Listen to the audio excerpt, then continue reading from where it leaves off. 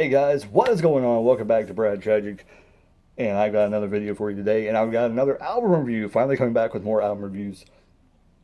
This is what I wanted to do, and there's more of that coming. So, let's get right down to it. 2017 album, an artist called Mr. Big, and the album is Defying Gravity. This album is pretty good. It surprised me, and I don't remember what, I didn't do the research really to find out what he was known for. Uh, but he was a pretty big popular band. There was a band in the 80s. So, I mean, he was pretty popular.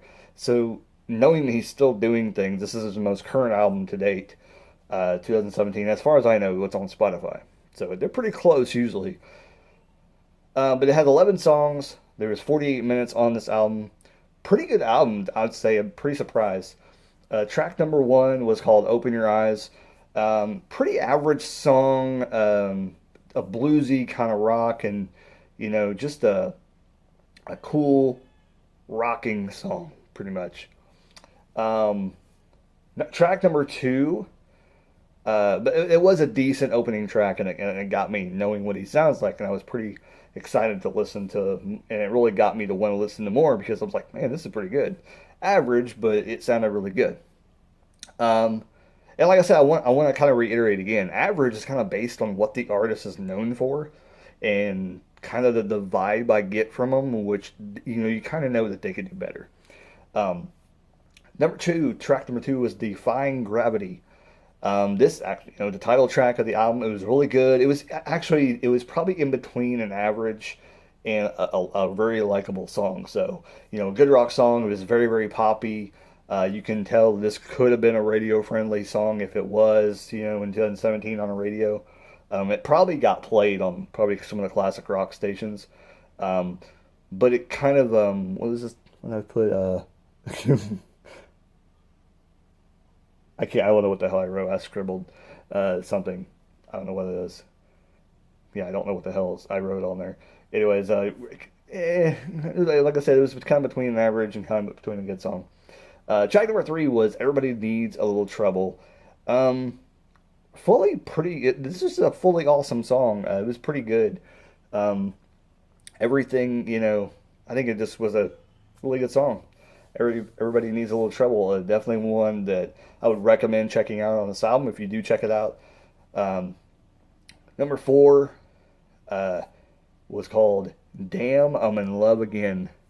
This is pretty good. Good song, catchy. It had kind of some slow. The lyrics kind of just drug you in. The lyrics were really good in the song. I really did like the lyrics. I dug them quite a bit. So track four was definitely something to another song that you should definitely check out. Number five is probably my favorite of the entire album thus far. I don't know if I think toward the end it started getting a little filler, um, if I remember right. But number five was Mean to Me, Mean, Mean to Me. I don't know what else I was going at. I think you might have thought I said meant to me, so that's why I spelled it out. Anyways, but music and music and lyrics were very simple in the song. I don't know what the hell I was trying to say. Music and lyrics were very simple in this song, but great. The song was really really good. There was a solo in this song that was really good. It was really awesome. I don't know I'm like scratching stuff on the thing. I write notes, but it looks all scratched and stuff. Tell me what in the heck? I know my writing is horrible. What is that? And then the other thing I was trying to figure out was what the hell was I trying to write there? Anyways, very weird notes. Number six was Nothing Bad. I didn't write anything, but I guess it was supposed to be an average song. It's called Nothing Bad About Feeling Good. So the name of the song was About Feeling Good in parentheses. It was good. It wasn't great. I mean, I think it was pretty much an average song. I didn't put anything beside it though for some reason. Um, but it was what it was. Number seven was, what is it? Farther and Back? Forever and Back? Forever and Back. I can't read my writing. I need to write more legible next time, evidently. Forever and Back. No, it wasn't bad. Good tune, but it was just average to me. I think he could do better. From what I heard from him, I think he could do a lot better on that song. Then number 8, she's all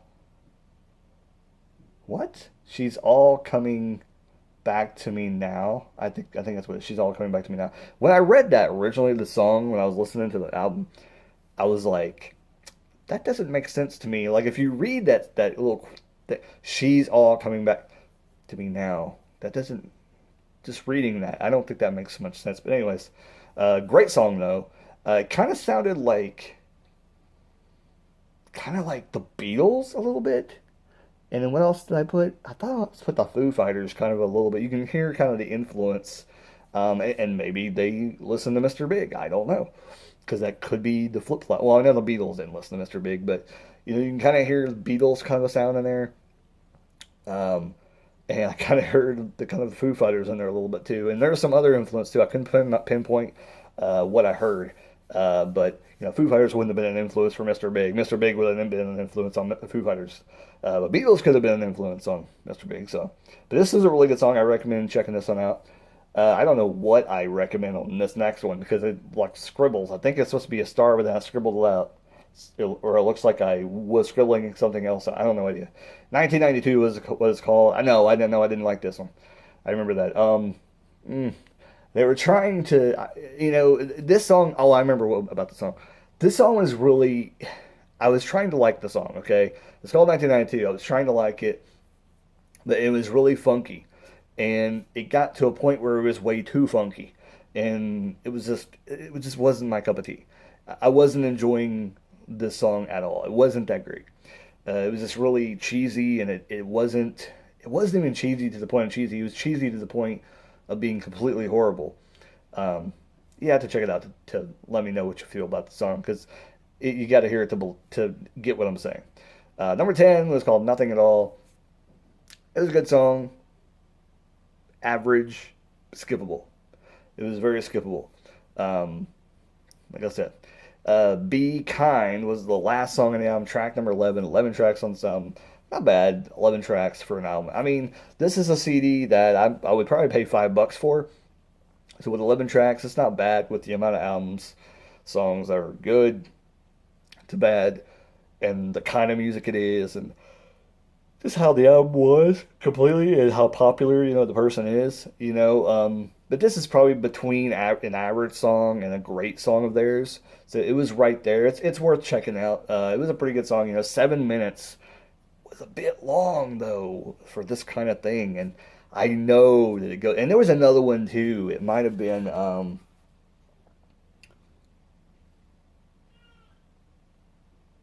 I'm not remember which one. Well, another one was like super long, too, I think, on this album. And it seemed to do, it's just way too long.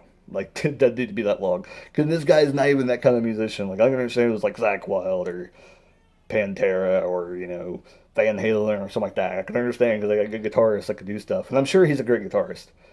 But 7 minutes is way too long. But it was not, like I said, it wasn't a bad song. It wasn't a bad song at all. It just went a little too long for me. So overall, it was a pretty good album. I mean, I picked like one, that's a halfway decent song. That's a good song. There's 2, 3, 4, 5, 6. So 6 out of 11 is not bad. That's still pretty much half of 11, sort of, more than half. So pretty good album. I mean, from Mr. Big. And I'm from Mr. Big in 2017. That's pretty damn good, I think. So if you haven't heard of Mr. Big, like I said, they were very popular in the 90s, the late 80s, I believe, around that time. I don't remember exactly when he first came out, but I know I've heard his name before mentioned with other types of bands from those time periods.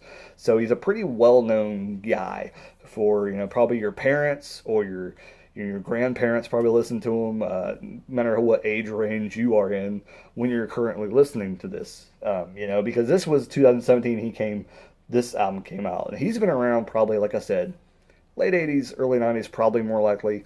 I could be wrong with that. It could have been early 80s, but like I said, they were pretty good. I don't know if it's a one person or how many members were in the band. I have no idea. So I didn't do the research on that part. When I do these album reviews, it's more about the album and less about the artist. So I talk about the songs more than I do the people. Every once in a while with a band I truly know things about, I'll drop some other knowledge, but besides the point, you just got to do your own research and figure out about the band if you like them. But I'm just reviewing the album currently, so there you go. And I got my cool dragon shirt on. Thank God. Anyways, there you go. That's the album, Mr. Big, 2017, Defying Gravity. Hope you guys enjoyed the review. Let me know if you've heard this album before, and if you haven't, go over to Spotify. Currently, it's on Spotify. You can check it out. 11 songs and a 48-minute album for you to check out over on Spotify from Mr. Big. Hope you guys enjoyed the review. Thank you for watching. Like, comment. I almost forget the end of the video. Like, comment, subscribe, all that good jazz. Keep rocking and keep on listening to Mr. Big. Later, guys.